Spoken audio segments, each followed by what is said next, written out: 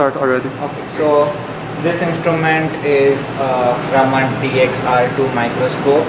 Um, what this does is basically it's used for getting information about the non-polar bonds in the sample. So like carbon-carbon bonds, carbon-carbon double bonds and stuff like that. So I'll just take you through how to operate the instrument. So the key to start the instrument is here. So we turn on the key and then hold this power button for 5 seconds. So that's gonna power the instrument, and then we go to the screen. The software is called Omnic for Dispersive Raman, and it's on the top right of the desktop. I'll open that. And then it's gonna take a minute for the software and the instrument to communicate with each other.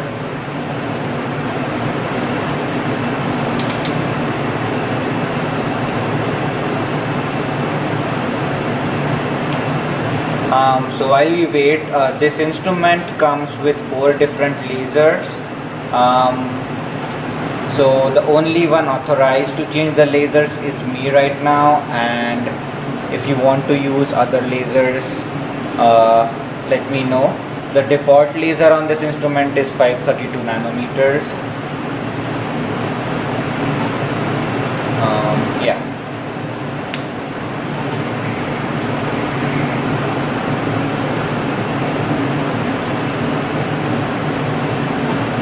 So on the instrument itself, we have a microscope in here.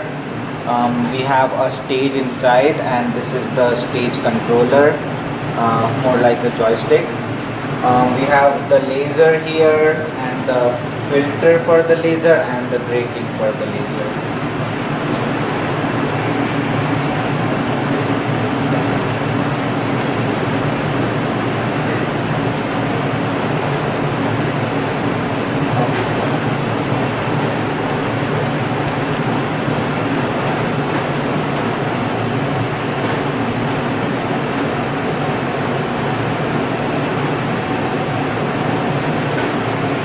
Okay, so the first thing you want to do when you start the instrument is turn on the laser.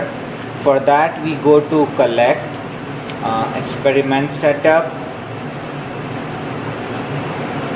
and then in these tabs we go to bench.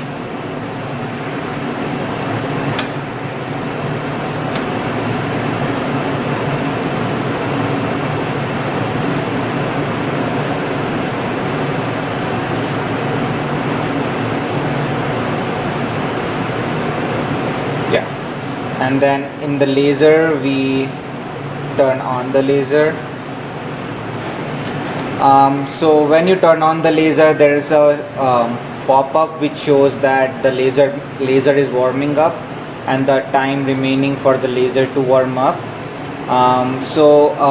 We usually wait for twice the time recommended by the software. So for the 532 nanometer laser, the recommended time is 5 minutes, so we wait for 10 minutes, but for the sake of showing, I'm just gonna cancel this.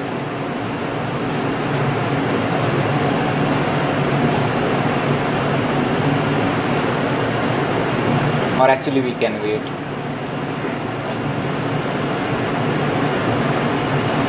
Just stop.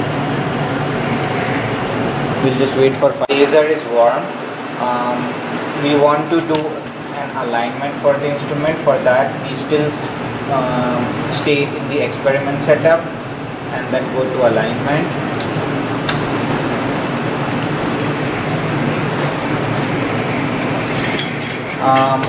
Now for the alignment, we have this alignment tool here which is used for both alignment and calibration.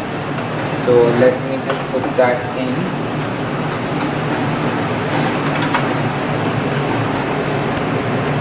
And then with the joystick, I'm gonna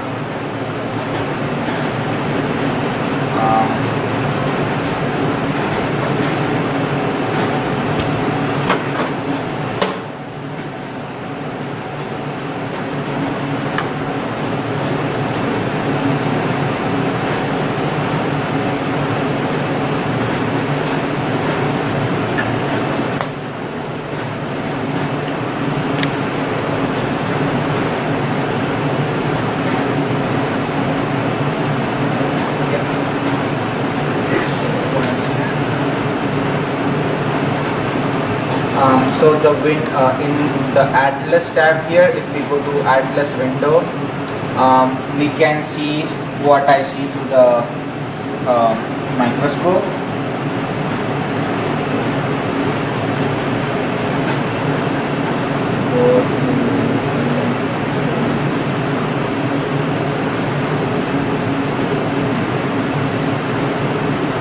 So what we want to do is we want to get the crosshair in the microscope on this bright spot and center it to your best abilities.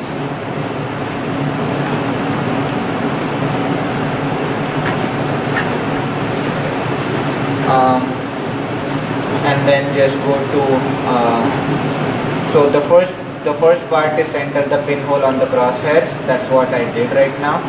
And then we just click align spectrograph.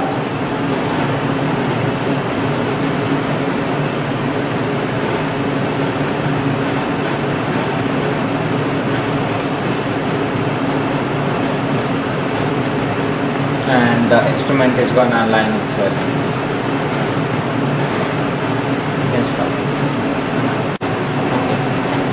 Good. Okay. So in the alignment, after we click on the second step, it automatically does the third step, and then after the third step is done, we get a message called auto align finished. It takes about 2 to 3 minutes for this, and then after the alignment,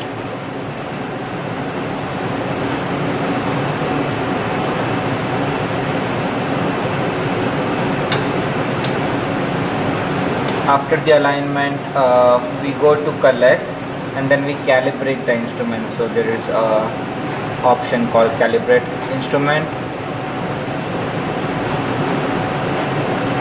and so during this we just make sure that the crosshair is at the same spot on that bright dot, and then we just click OK. And it's gonna calibrate the laser, the grating, and the filters and the pinholes. So it takes quite a while for this, like about 5 to 10 minutes. Yeah, so just wait for that time. Remember to check the laser power in the experimental setup, and then we go to bench to check the laser power. See, now it's only 0.1. We need a higher laser power. Something around 2 is good for the most time. Try 2, and then remember when you input 2 here, remember to hit enter, otherwise it's not saved. And then we'll click on OK. After this, we can open the hood and take off this calibration tool and put it aside here. Yeah. And then you can put your sample onto this glass slot. Gloves, please. Gloves. Is like wow.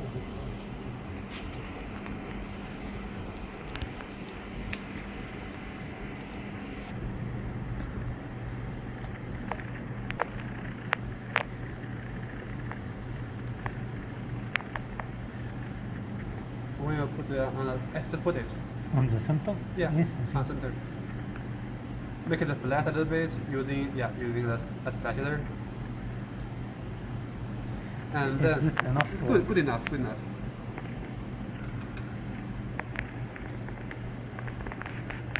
And then you can put it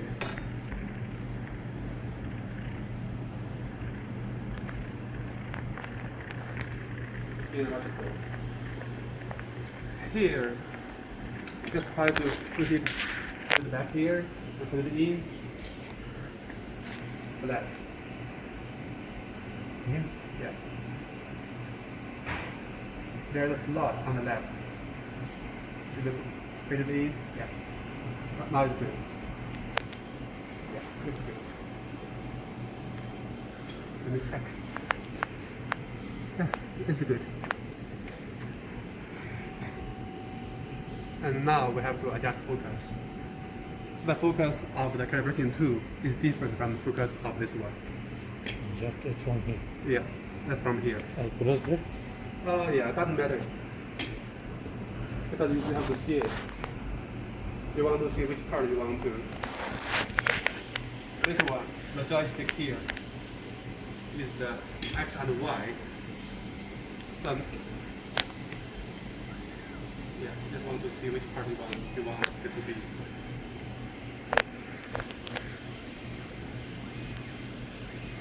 You want to use the light? I see some light here. Oh. Check. And then adjust Z. Z is by this knob. Yes, but I can't see anything about the sun. Move up. Move a stick up. Move it. This is down. Move it up. This is down. Move it up. The wrong direction. Move it up like the other one. No. Or move Opposite it down. direction. Opposite. Here is the rule of thumb is that when you see this white spot becoming small, the smallest, you are approaching your focus. Just combine this spot and with what you see in the microscope. Do you see anything? Not yet. I think because we are still far, need to go up more. Be careful, don't allow your sample to run into the objective. That may damage the microscope.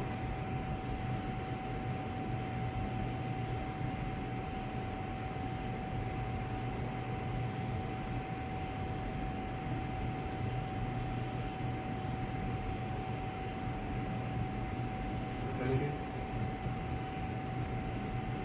Excuse me. Is there some? No? No, I see some. Yes. These are the particles. How to make sure that you are in the focus? Just, Understand. yeah. So See, I if you change, you will see it's moving, right?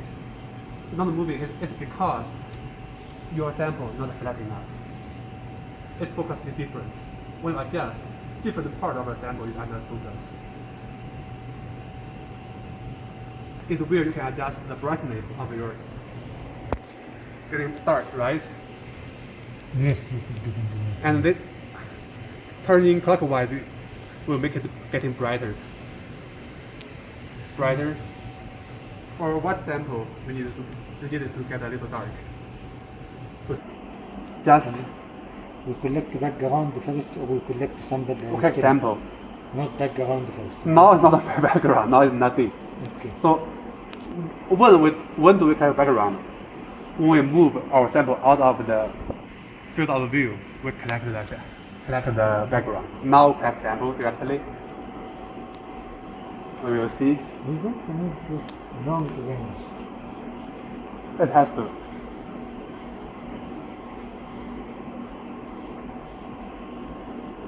Sample name. Just input your sample name here. It will start.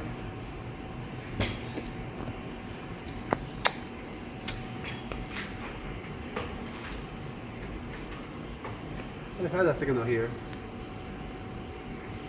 Should have signal at 464. This is the only signal we have.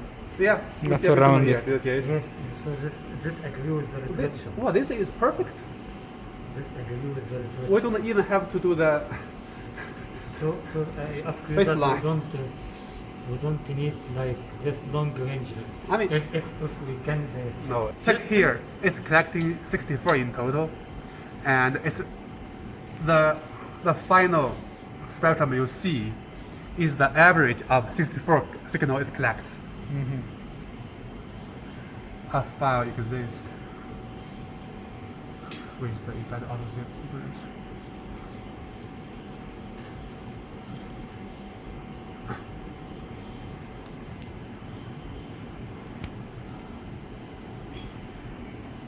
Yes, add the window 1. Now it's done, right? Now it's done. So if you want to turn off, you have to turn off the laser first, close the software. If you want to turn off, you have to go to collect, go to experimental setup.